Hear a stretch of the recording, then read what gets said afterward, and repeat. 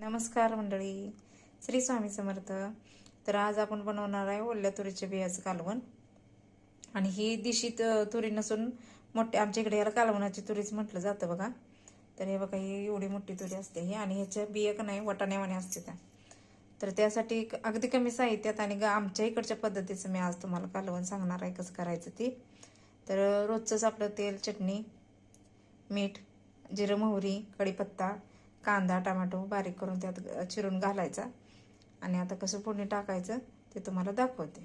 तर बघा मंडळी, तुरी अशी भाजून का नाही चिचून घेतल्या त्या. आणि एक टोमॅटो, कांदा बारीक चिरून, लसूण 4-5 पाकळ्या लसणाच्या, कोथिंबीर चिचून घेतल्या, कढीपत्ता, आपल्याला लागणार आहे तेवढं तिखट, मीठ आणि थोडंसं शेंगदाण्याचं कूट घेऊया. तर एकदम साधी सोपी पद्धत आहे बघा ही तुरीचं बियांचं कालवण. तर आपलं पातेलं तापलंय आता. ते एक पळीवर तेल होते बघा.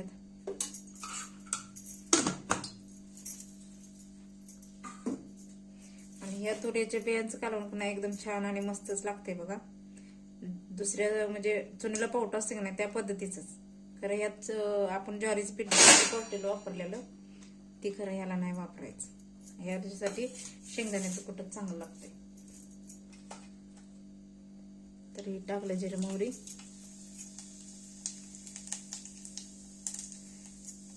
कढीपत्ता आणि कांदा टोमॅटो दोन्ही एकत्र भाजलं तरी चालतंय.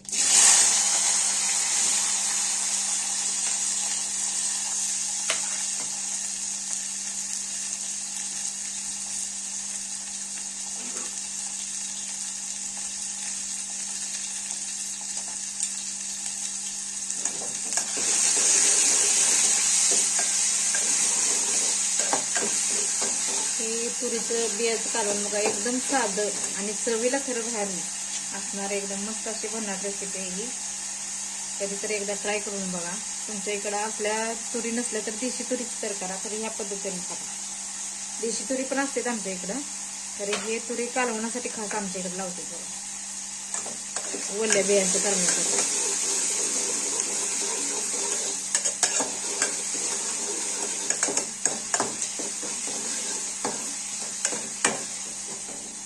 तरी कांदा टोमॅटो आपल्याला रंगावर भाजत आले बघा.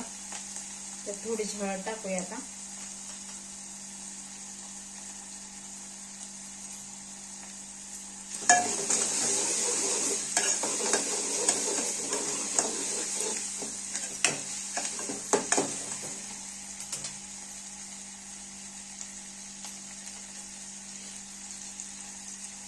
कांदा आपला मस्तपैकी लाल रंगावर भाजलाय.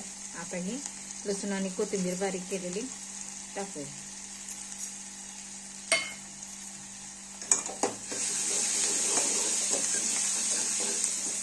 लसूण आणि कोथिंबीर टाकल्या वास किती भारी सुटला.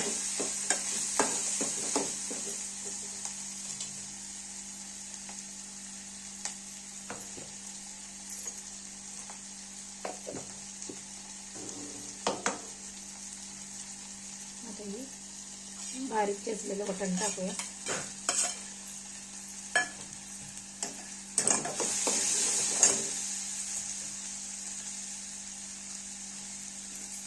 आणि तुमचे लाल तिखटाचा अंदाज किती येते त्याप्रमाणे टाका.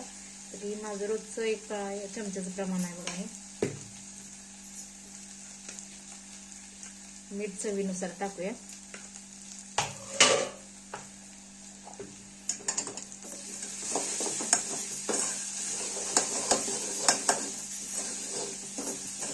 तर बघा कसं मस्त झालंय असं भाजल्यानंतर. आणि आता शेंगदाण्याचं कूट 1 चमचाभर.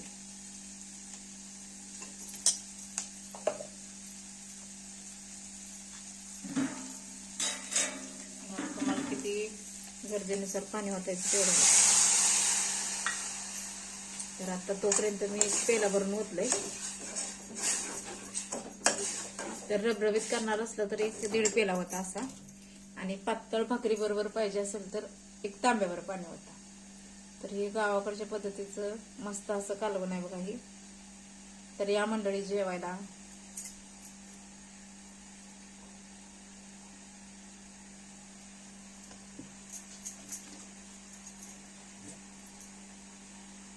तर बघा हे कोथिंबीर आणि लसूण मी बारीक केलेलं ह्याच्यात ते पाणी ओतलंय मी.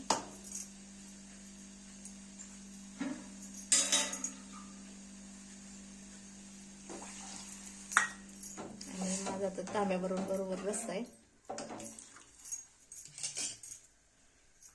आता बरोबर पण एकदम छान लागतंय आणि भाकरी बरोबर पण एकदम छान असं लागतंय कालवण. बघा एकदा करून बघा या पद्धतीने मग.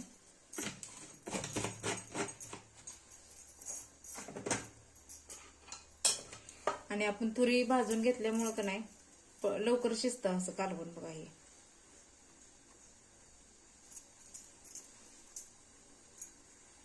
तर झालंय बघा मंडळी तुरीच कालवण आपल्या. बघा किती छान असं दिसतंय आणि मस्त पण लागतंय चवीला. वास पण खूप छान सुटलाय बघा याचा. तर एकदा ट्राय करून बघा, मस्त लागते ही रेसिपी. धन्यवाद.